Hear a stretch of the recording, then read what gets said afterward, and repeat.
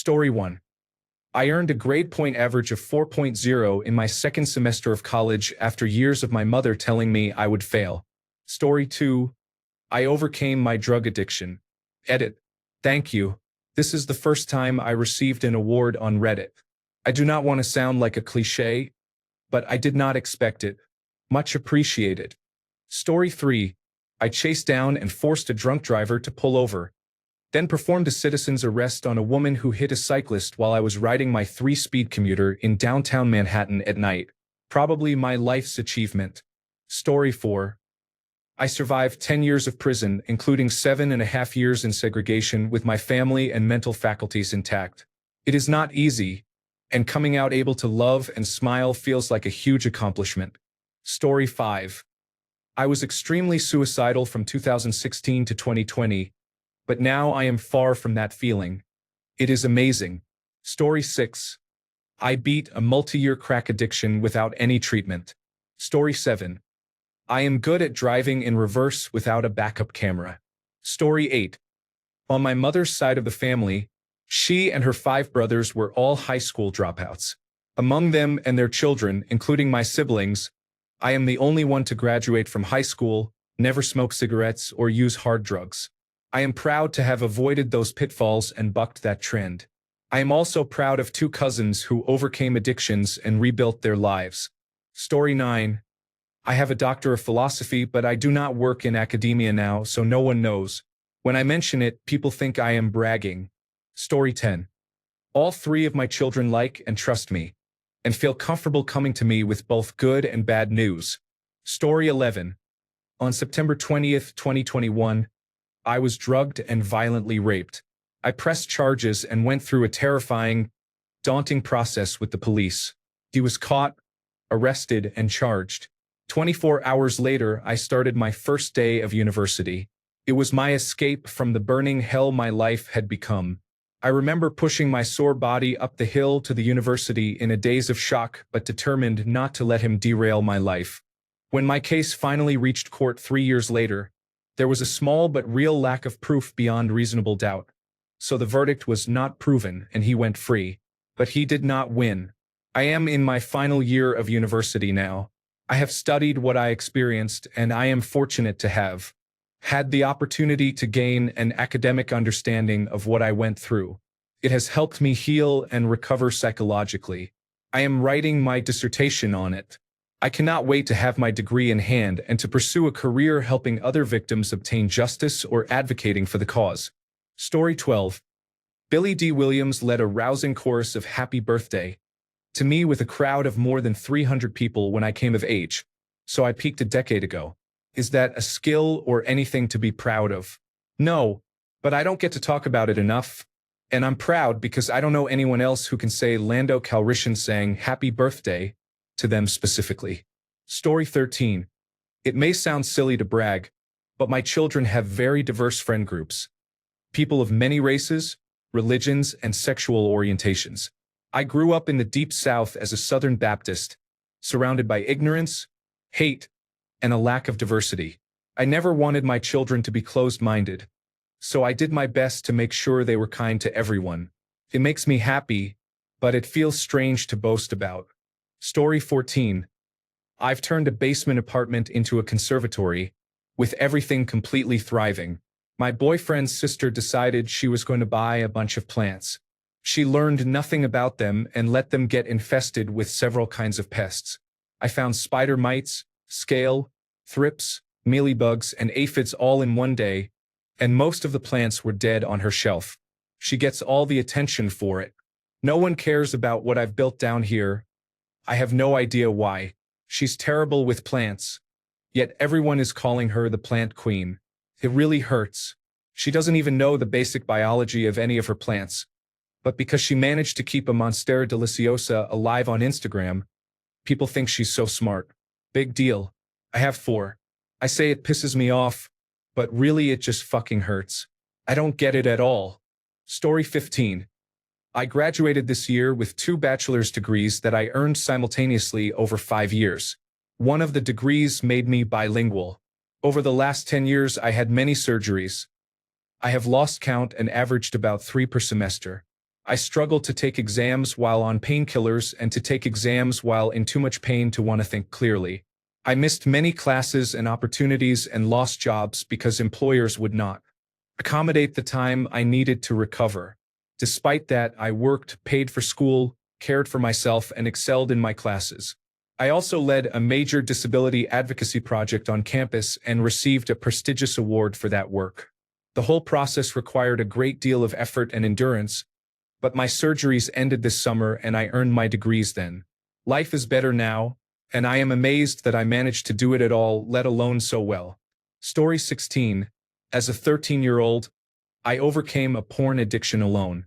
It feels weird to tell people, so I usually do not. Story 17. I have survived, processed, and healed from a lot of awful childhood trauma and have grown as a person. I am very proud of myself. Story 18. I survived a gang rape in the military 50 years ago. I cannot talk to friends or others about that event, which shaped every aspect of my life and permanently altered it. I am not depressed anymore, and therapy never did much except pass the time. I prefer isolation, but I am not lonely. Would be nice to have a couple of friends, yet knowing that focusing on them is the only way I can cope with my reality makes it feel like too much effort. It should not be that hard to have friends. They slowly drift away because opening up to them introduces a horror I do not want to put in their minds. Happy Election Day. Story 19.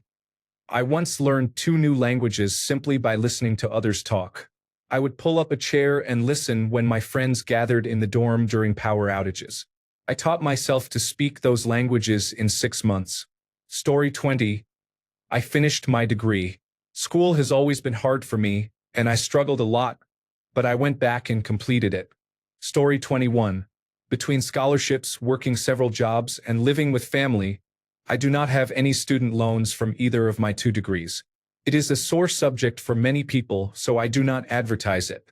I am extremely proud of myself for it.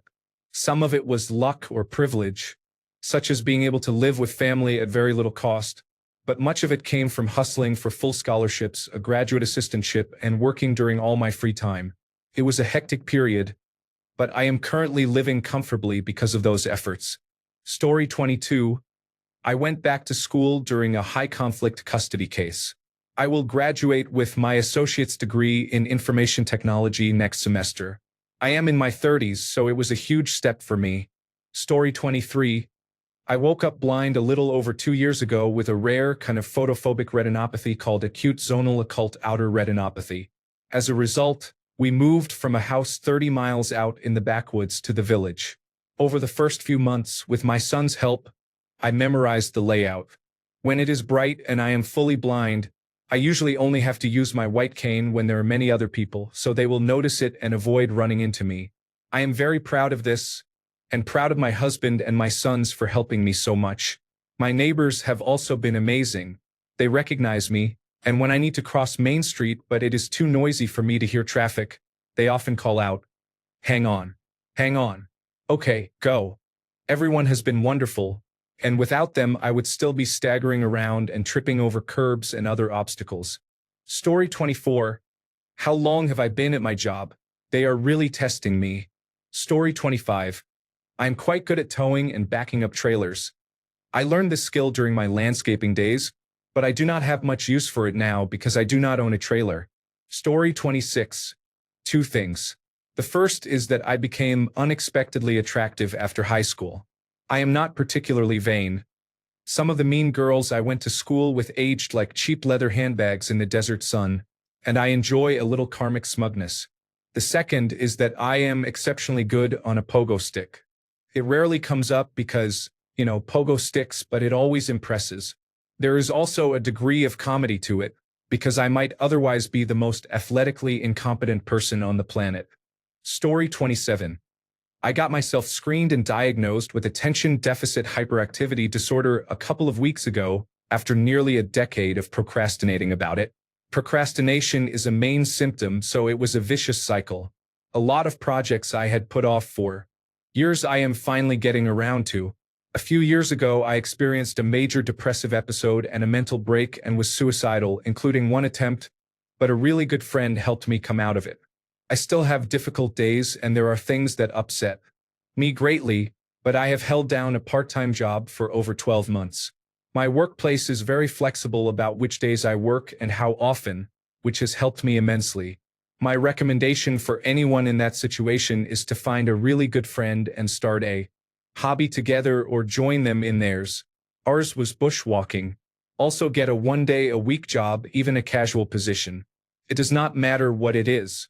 The little extra income was great, and having a purpose and contributing to society has been a big morale booster. Story 28. I quit smoking cold turkey. I had to give up coffee as well since they went hand in hand. Nobody will read this, but I did it. I am still smoke-free. Story 29. I had to emotionally and mentally raise myself from the age of 8. People assume that because I was financially provided for, I had a good upbringing. I was mentally and emotionally abused by my parents, and until recently I believed that was all. It turns out I was also physically abused to some degree. My parents and brother wonder why I cut contact when I have post-traumatic stress disorder and borderline personality disorder, conditions caused by the trauma and abuse I experienced while growing up. My therapist even advised me to cut contact 2 years before I did. Story 30. I have been clean of methamphetamine, cigarettes, and gambling for 4 months, and I have not told anyone. Story 31. I used to be a very angry person. I am so incredibly calm now. Story 32. I donated more than 62 gallons of milk to babies in the neonatal intensive care unit and to local mothers who needed it. Story 33. I am a self-made millionaire, but all of my friends and family are broke, so I never bring it up. Story 34. I bought a brand new couch. 5 years ago, I moved to a new city with nothing but a futon mattress and no job. I had no idea how I would survive. Feels good to be able to afford something nice for my home. Story 35. I dropped out of grade 10, became a tradesman, went back to university in my 30s, and graduated with a grade point average of 3.6. Story 36. I saved both of my partner's lives on separate occasions. I do not really talk about it, but it is a huge point of pride in my private thoughts. Story 37. I haven't killed myself yet. Yay me! It has been a recurring theme in my life since my teens. I am retired now. Story 38. I lost 100 pounds this year. The only person who seems genuinely proud of me is my boyfriend. Most people ignore it or show what feels like fake happiness for me. I know it is because I am doing something they struggle with, but I also want to take pride in my accomplishment. I feel so much healthier, and sometimes I just want to talk about how much better I feel. Story 39. On the 15th, I will be 2 years alcohol-free. I am rebuilding my career and restoring trust with the people in my life. Story 40. I spent a year self-recording, producing, and building a small following for 2 music albums I poured my heart into. My family still has not listened to them. Only my best friend and my husband, who have my back at all times, have listened. It stings a little because I want my family to care about what I find truly meaningful. Story 41. I've been depressed for years and attempted twice. People don't even recognize me as someone who is sad. Story 42. My current job is helping bring opportunity to my small hometown. I have reached nearly every goal the city council set for me and have done so with kindness and care. I do not often talk about it because there is always more work to do, but I am proud to have played a role in making it happen. Story 43. My life has been really hard, but I still think I am doing a good job despite the circumstances. Story 44. I worked in a juvenile detention center for 11 years and now work in an adolescent behavioral health hospital.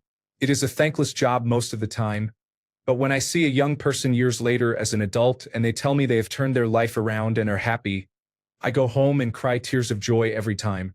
These few interactions make everything worth it, and I am proud of myself for not giving up. Story 45.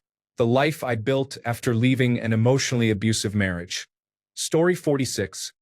I got my driver's license and went from having 5 seizures every 2 weeks to being seizure-free after brain surgery in 2019. Story 47. Even though I've been tempted, I don't drink or smoke.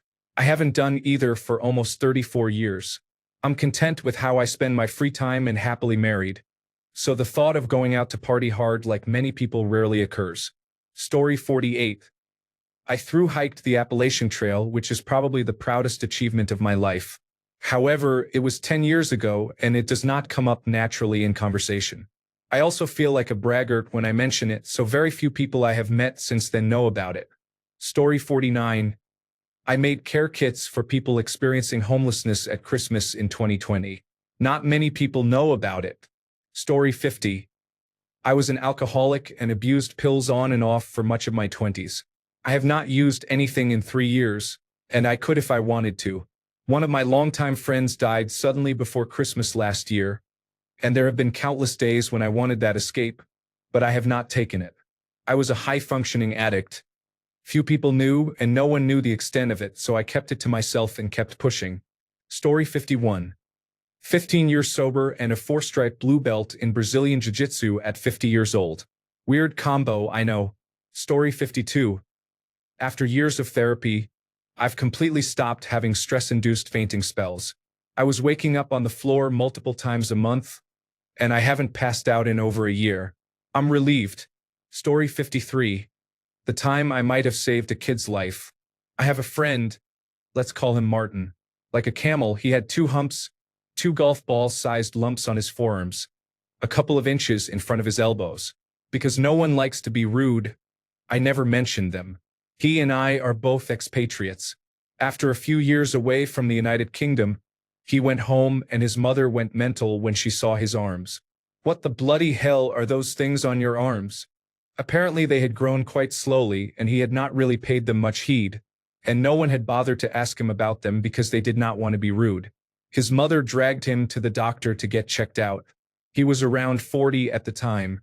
After a few tests, they determined that he had lipomas, large lumps of fat on his arms. Completely harmless and only a few minutes to remove in a small operation under local anesthetic. When he came back, he had a word with all his friends. Why had no one pointed it out? We had not wanted to be rude.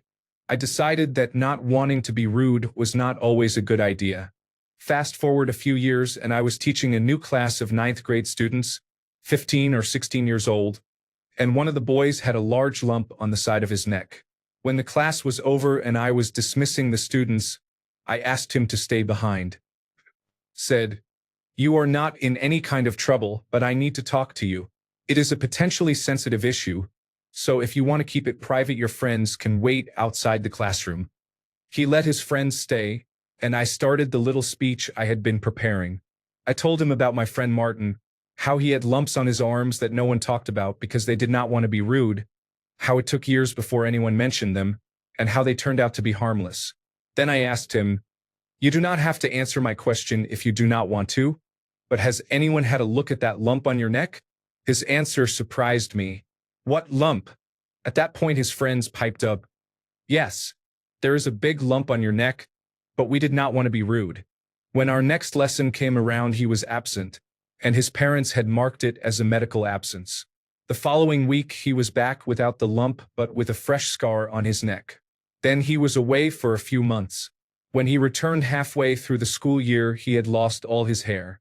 I am not 100% sure that the lump was cancer and that after having it pointed out to him by a teacher, he asked his parents, who took him to the doctor, who then performed an emergency surgery to remove an aggressive tumor and started him on a course of chemotherapy.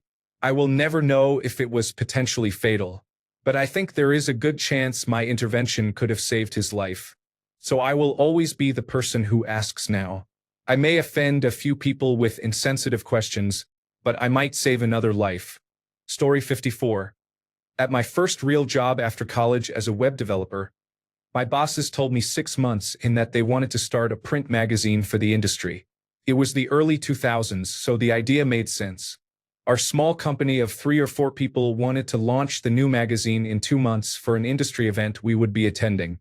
In the early ages of the internet, before video tutorials, and with almost no prior knowledge of the process, I read Actual for Dummies books on magazine layout, learned Adobe InDesign, designed ads to sell ad space, and studied print versus screen colors, margins, bleeds, and proofs. I loved it. Being paid to learn was amazing. We finished the magazine on time and got it to print with only minimal mistakes discovered later. It was shipped to a subscriber list, and we brought copies of the first issue to a conference. We had a couple of expo booth displays that we designed and had printed, and we laid out the issues for people to grab and look through. The unsolicited compliments and feedback on the quality made me proud. I do not believe I told anyone at the time that I had designed it. The next time, the booth hired promotional models, which was a hard act to follow. It is not something I bring up often, but I am still proud of what I created on my first try. It remains one of my favorite projects and outcomes. A copy of that first issue is framed in my room to remind me that it is possible to create like that and how much fun the process can be. Story 55. I can convincingly imitate a variety of accents. Story 56. I worked from apprentice to journeyman. I went from rags to being able to buy clothes without holes after the first 4 years, and now the job pays better. Story 57. I am a co-author and illustrator of a book based on an intellectual property I created.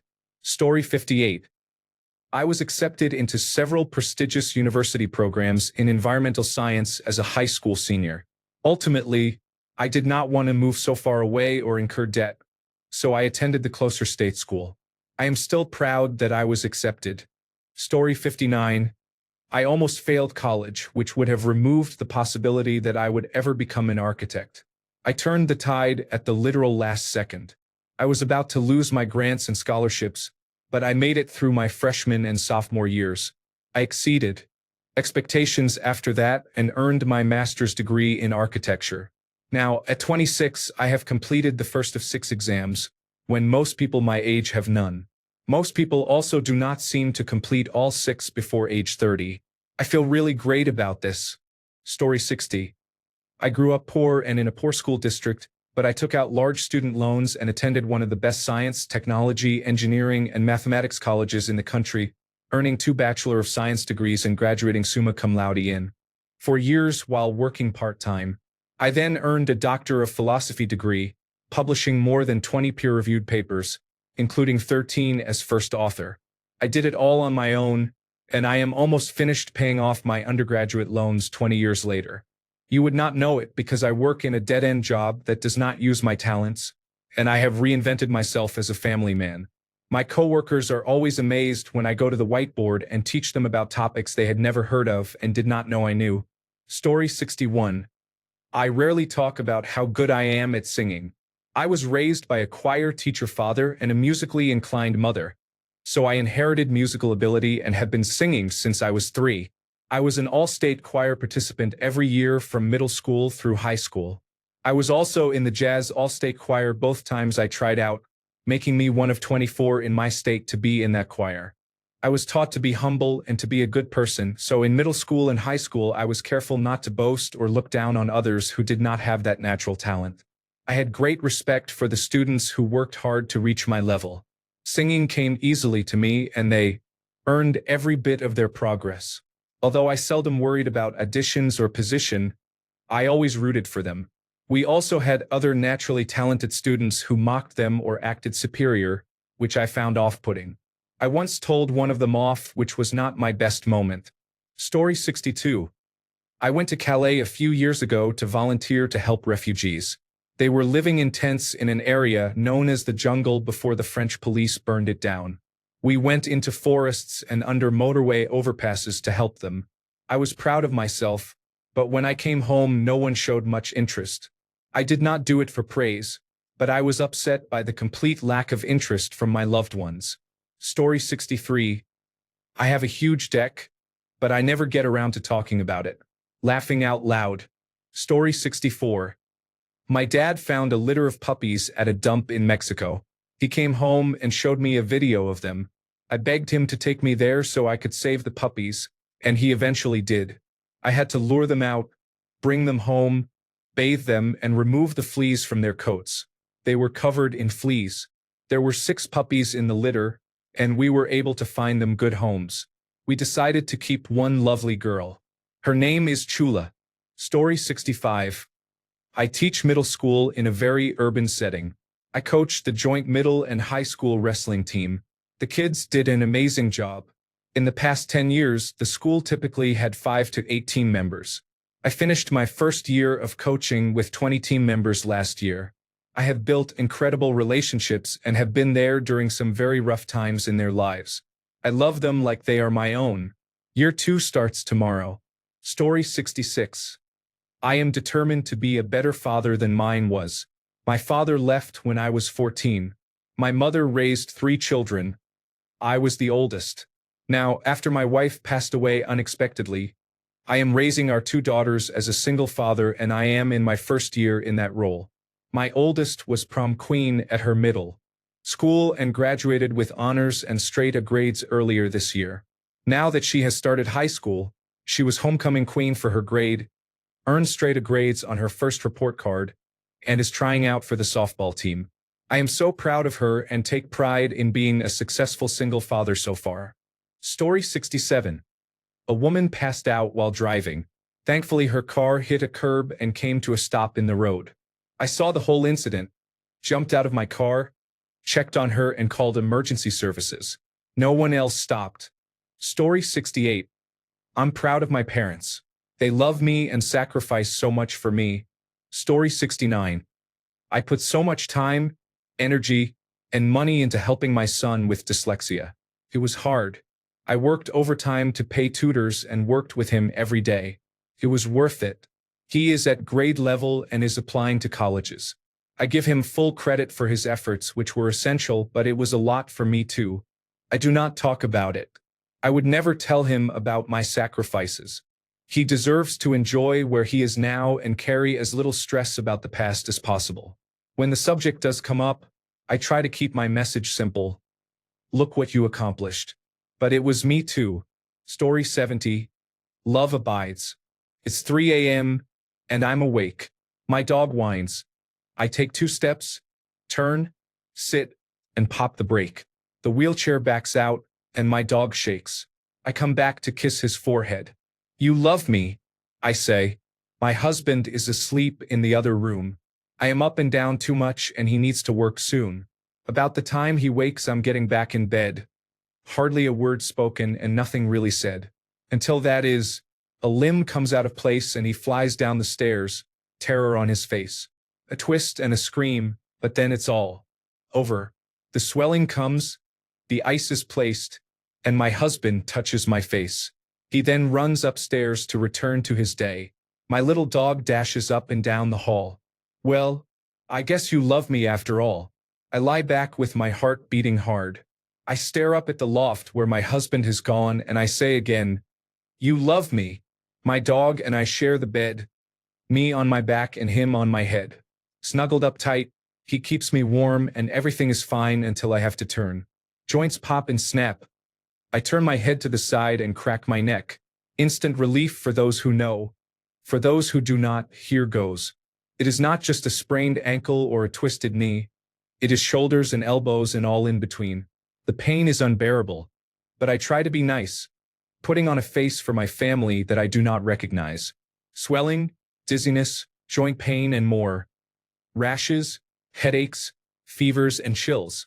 I pace these halls and I curse these walls and still they stand there stoic and unfazed, as are the doctors who look on as I age.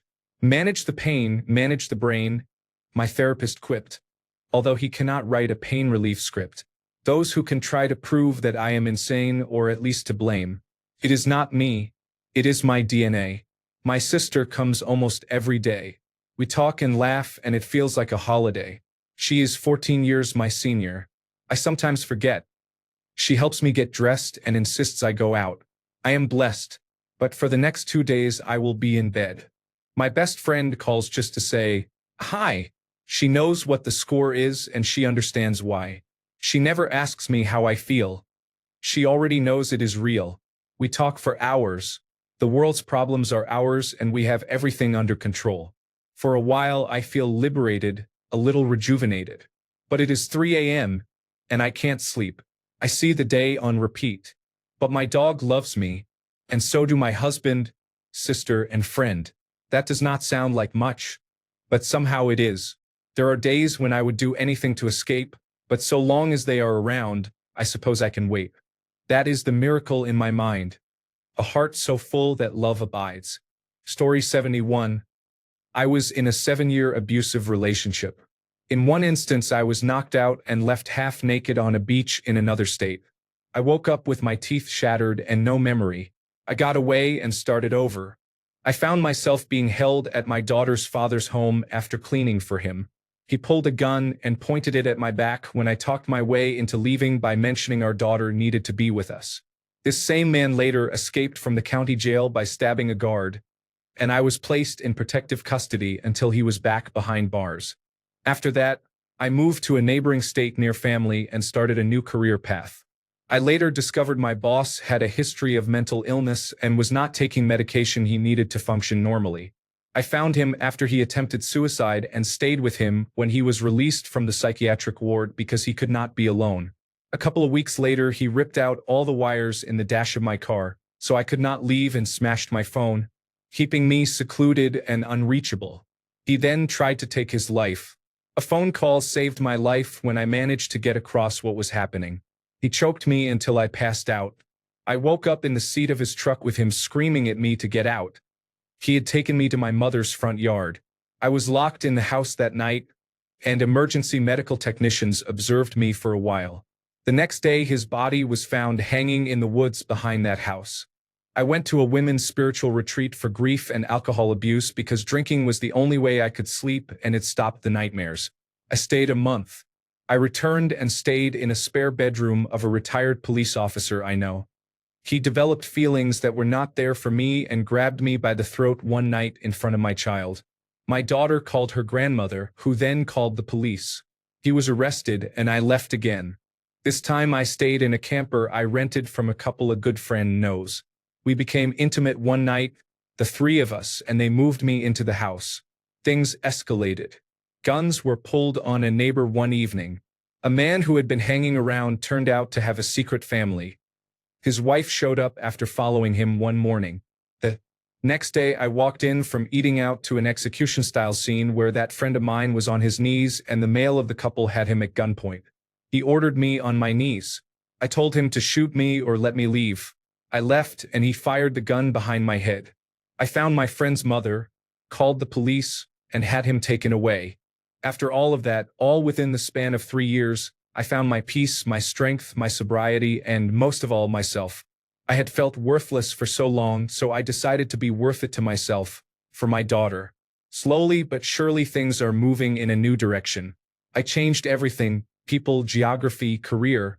I can finally say I am winning, and this is just for me. Story 72. I lost 100 pounds. I talk about it if it comes up, but I do not bring it up myself.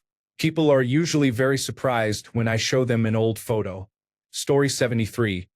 It might seem silly to be proud of it, but the only thing somewhat impressive I have done is that in middle school I won a nationwide art competition, received $1,000, and helped my parents pay rent that month instead of buying anything for myself.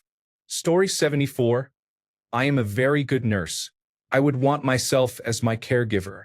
I have 10 years of experience, and I still have so much love and understanding to give my patients. Story 75. I went to graduate school at age 50, graduated at 52, and began a new career. This happened after my spouse left me for another woman after 27 years together. I wanted to fall apart, but I had to show my daughters that no one needs a man to survive, and that when things go wrong you pull up your big girl panties and move forward. Story 76. I breastfed my child for 3 years. Although no one wants to hear it, I am proud. Story 77. A semester before transferring from junior college to university, I tested into pre-algebra.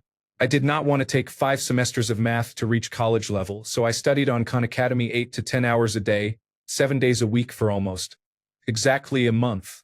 I tested into college-level math just in time to register for classes. I took math for liberal arts students and fulfilled my math requirements. That 1 month of hard work saved me 2.5 years and thousands of dollars in schooling. Story 78. After 35 years, I finally learned how to love myself most of the time. Story 79. I'm a pediatric critical care float nurse. I'm the first in my family to work in healthcare and the only one among my friends. No one understands what I see and do at work, and I'm pretty damn good at it. I don't talk about it because people call it depressing unless someone specifically asks. Story 80. I wrote and published a children's book. Few people know about it. Story 81. I got rid of an addiction that nearly killed me. I have been clean for almost 5 years. Story 82. When I was about 7, I saved a baby from drowning because her intoxicated parents had left her in a pool with no one older than 7 present. Story 83. I am the first person in my family to graduate from university. I am a child of immigrants, so I am especially proud and thankful that my parents have sacrificed so much to give me a better opportunity. I also bought a house at 25 and have a pretty good job, so the degree was worth it. Story 84. After drinking a fifth of the cheapest liquor every night for years, I was arrested for driving under the influence. I registered a blood alcohol concentration of 0.32 at the station. I worked 60+ hours a week at a new job, while maintaining good standing in intensive outpatient treatment for 15 hours a week, and traveling an hour to take random urine analysis tests 2 to 3 times a week for a year and a half. It caused many sleepless nights and days consumed by those time commitments. If it were not for the person who reported my driving and my arresting officer, my best-case scenario would have been dying in a truck stop restroom from heavy internal bleeding, which had already begun at the time. The worst case was that I would have killed someone while driving. Getting arrested that night was simultaneously the best and worst thing that ever happened to me. I have been sober for 4 years, since December 29th. Only my coworkers and my wife know. Story 85. I once got a drug dealer who fed his child meth arrested. I will not tell in real life because chances are I will be in deep shit. Story 86. I became a stepdad at 24 to a 4-year-old. I am 31 now, and she is in middle school. Becoming a dad has been extremely hard but also really good for me. Story 87. I am autistic, but I have still managed to achieve a number of standard metrics of success. Story 88. I am attending a school to become an aircraft mechanic. Except for one English class that few students passed, I have earned an A in every class I have taken, and I am in term 5. I currently have a 99.5% average in my capstone course. Story 89. I have saved multiple lives with cardiopulmonary resuscitation and naloxone. I also saved a coworker's feet from being crushed by a forklift. Story 90. I have a doctoral degree. Everyone I work with does, so it is a baseline level of experience. My sister is a physician, which is always a highlight of conversations at work. Story 91. I am going to be a dad and will give my parents their first grandchildren. My only living grandparent will become a great-grandmother. Story 92. When I was 10, I figured out how to build a Cub Scout car that consistently placed first or second. I finished second across Ontario. It was so effective that the organizers created a rule to ban it. Story 93. My membership in Phi Beta Kappa prompts people to ask whether it is a sorority, and that annoys me. Story 94. I did not drive my car into a concrete barrier when I wanted to in the past. Story 95. I am a good person and a good mom. My family does not take me seriously because of my mental health issues and a toxic former marriage. I have always been there for my children. I have listened to them, answered their questions honestly, broken the cycle of generational trauma, and been emotionally present. I am very proud of this and do not care what they think. My children know I am their rock and always will be. Story 96. I am very good at fantasy football. It is a lame thing to brag about and nobody cares, so apart from my brother who taught me how to play, I do not talk about it. Story 97. I went to a work retreat.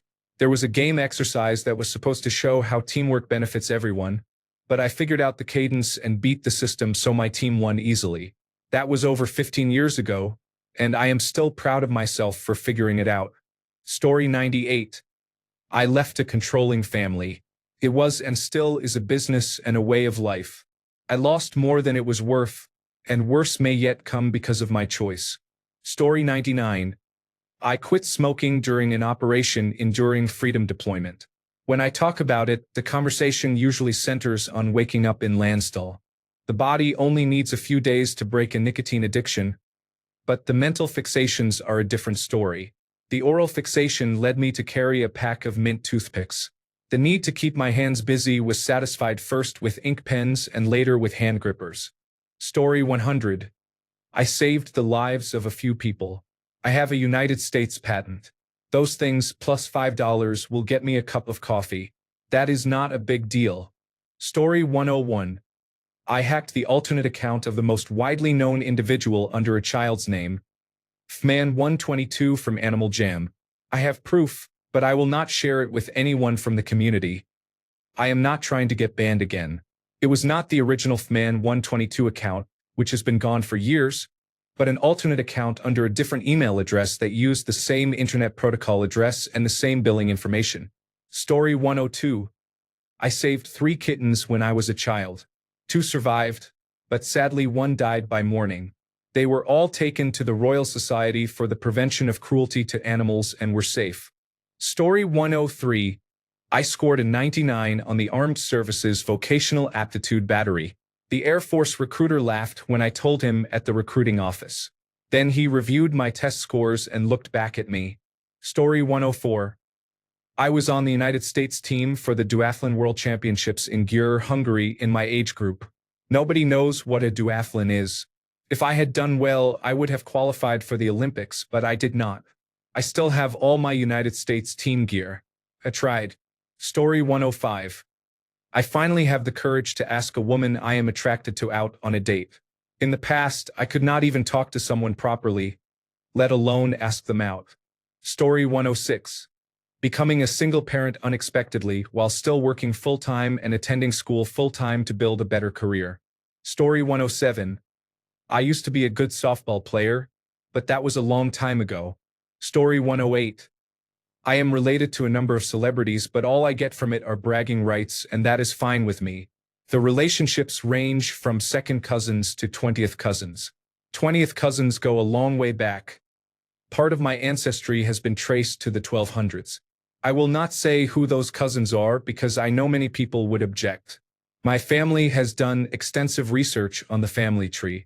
It gets harder the further back you go, but that is necessary to trace ancestry.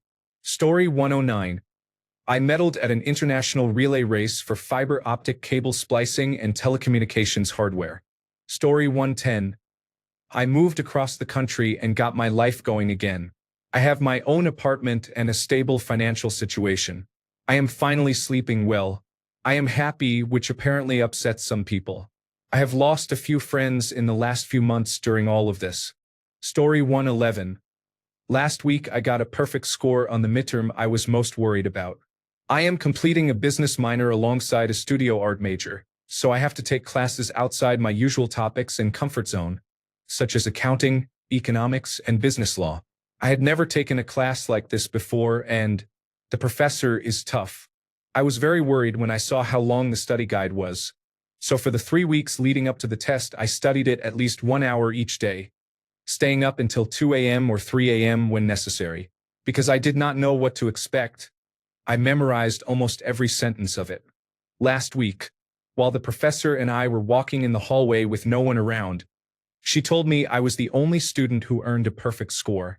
That same night I had ants and a mouse in my dorm, but I was not even upset about cleaning up because I was so relieved and excited about the test. Laughing out loud. I have wanted to tell everyone I have seen for the last week, but the story went so perfectly that it is hard to tell without sounding like an exaggeration. Story 112. I found an application with a creative community. I have been featured on it multiple times and joined an amazing group of friends. I have been in a creative rut for over a decade, so finding a creative outlet that I enjoy again, and that is free, has been amazing.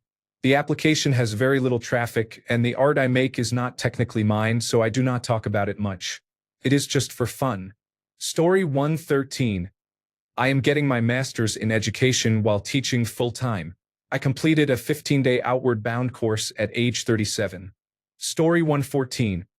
I finally feel comfortable with where I am and who I am with in my life. 10 years ago, I would have been very proud. Story 115.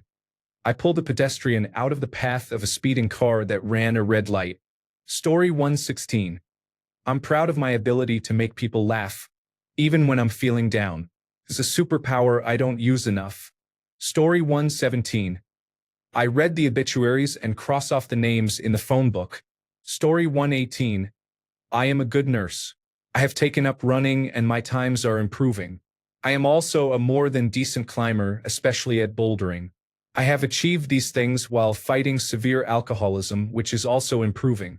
Story 119. I left a toxic family, attended university, then left my home country to travel. I now live and work in Taiwan as an English teacher. I get to learn and experience a fascinating life every day. There were scary moments when I considered giving up, but I stuck with it. Story 120. I quit and often forget that I ever smoked cigarettes. It was a lot of fun while it lasted, but I am glad I quit. Story 121. Creating, populating, and editing a MySQL database through a born-again shell script. My dad said it was impossible. Too long, didn't read. I made a working password system using the most basic programming language available on a Linux machine. Story 122. Many years ago, when I was 8 or 9, I put together a very crude, very small Donkey Kong arcade cabinet entirely out of cardboard. I still have it, and I'm still proud of it. Story 123. I'm proud of myself for overcoming my toxic relationship with someone who abused me physically, verbally, and emotionally. Story 124. I co-authored an article about professional wrestling and it was published. Writing and professional wrestling are my two biggest passions, so one of my dreams came true. Story 125. I quit smoking after 10 years.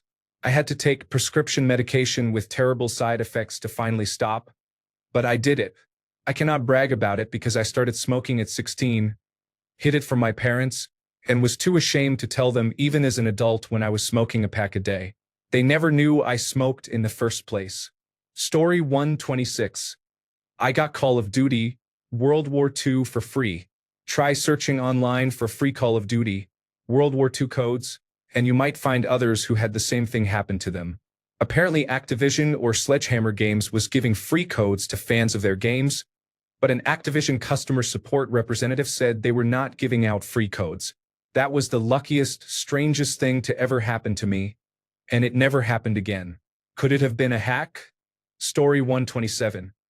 I got sober and stayed sober through a divorce, illegally losing my house and most belongings, another breakup, single parenting two special needs children while supporting my other adult children, a hurricane that destroyed another home, chronic mental health decline, multiple pet deaths, and loss after loss.